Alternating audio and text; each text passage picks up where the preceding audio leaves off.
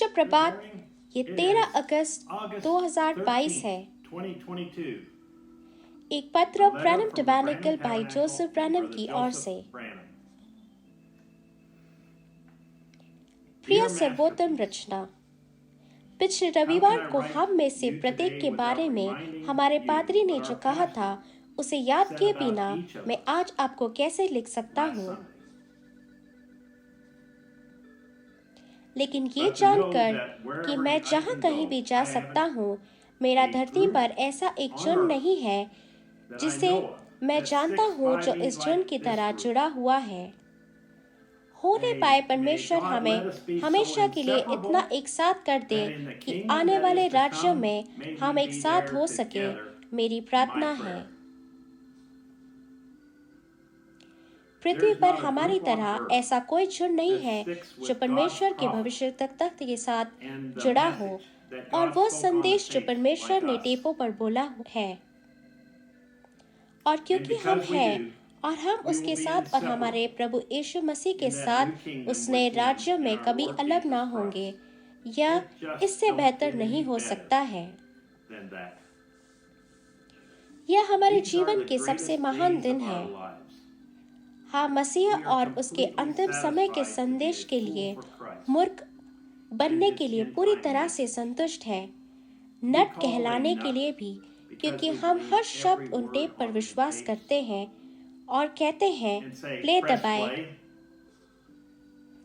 हम एक ही और केवल एक ही कलीसिया से संबंधित हैं। हम इसमें जुड़े नहीं हैं, हमने इसमें जन्म लिया है। हर हफ्ते हम संसार भर से एक साथ एकत्र होते हैं और मसीह से प्रेम को जताते हैं और कहते हैं, ओ मैं आपसे किस तरह से प्रेम करता हूँ यीशु। हम संसार के लिए एक नट या मूर्ख हो सकते हैं, लेकिन पिता ने हमें हमारे दिन में खुद का प्रकाशन दिया है। परमेश्वर ने अपने ऊपर खाल को डाले हुए और इसने हमें उसकी दुल्हन को अपनी ओर खींचा है। हम बस इसे प्यार करते हैं कि ये कितना साधारण है, लेकिन साथ ही ये कितना गहरा है। लेकिन आपके पास इसे देखने के लिए अवश्य ही एक प्रकाशन होना चाहिए, और हमारे पास है। स्वयं मनुष्य के पर्दे में छुपा हुआ है, उसकी कलीसिया में अपने आप को प्रकट कर रहे हैं। आपके विश्वास और मेरे विश्वास के द्वारा एक साथ आते हुए परमेश्वर की इकाई को बना रहा है। मैं आपके बिना कुछ नहीं कर सकता, ना ही आप मेरे बिना कुछ कर सकते हैं। ना ही परमेश्वर के बिना कुछ भी कर सकते हैं। तो यह एक साथ इकाई को उस जोड़ को बनाता है। परमेश्वर ने मुझे उद्देश्य के लिए भेजा है। आप इसे विश्वास करते हैं और वहाँ ये घटित होता है। बस ऐसा ही देखा पूरी तरह से साबित हुआ है। हम उन मनुष्य के समान हैं जो उस दिन इमाइस से रास्ते पर चल रहे थे। हम दिन भर के दौरान उससे बात करते हुए सुनते हैं, फिर हम उसे अपने घरों में आमंत्रित करते हैं ताकि हम उसके साथ एकांत में बंद हो सके। तब वो कुछ ऐसा करता है जो केवल वही कर सकता है, अनंत जीवन की रोटी को तोड़ता है। हम उसे तुरंत ही पहचान लेते हैं। फिर हम कहते हैं, क्या हमारे हृदय हमारे भीतर उत्तेजित नहीं हुए जब वो रास्ते में हमसे बात कर रहा था। हर हफ्ते हम बड़ी प्रतीक्षा के साथ इकट्ठा होते हैं, सोचते हैं वह इस सप्ताह हमें क्या बताने और प्रकट करने जा रहा है।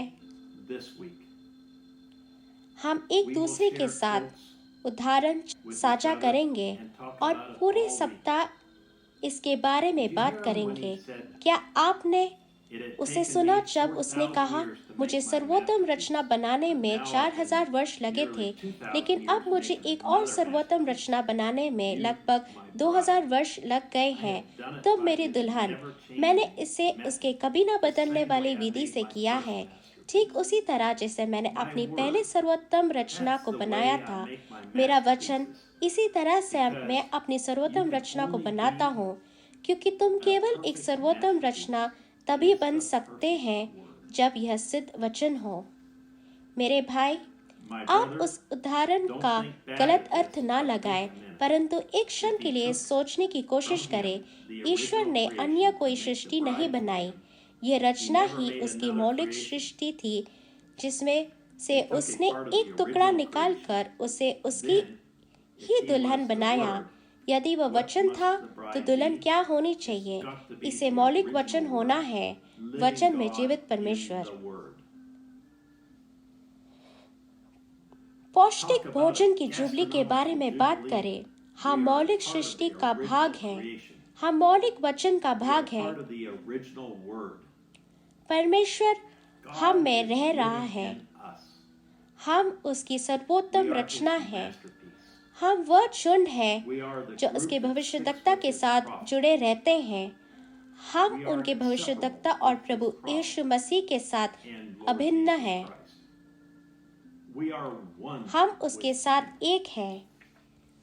यदि आप भी चाहते हैं कि आपका हृदय आपके भीतर उत्तेजित हो, जैसा कि हम में होता है, तो आकर इस रविवार को दोपहर 12 बजे जेफरसनविल समय पर हमारे साथ आए।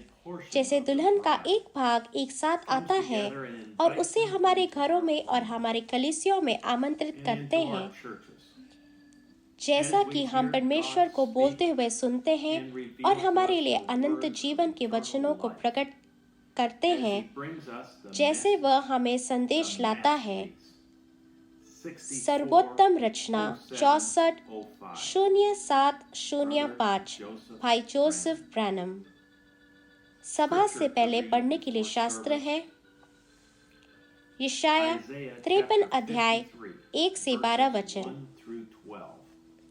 मलाकी 3 अध्याय 6 वचन, संत मत्ती 24 अध्याय 24 वचन, संत मरकुस 9 अध्याय 7 वचन,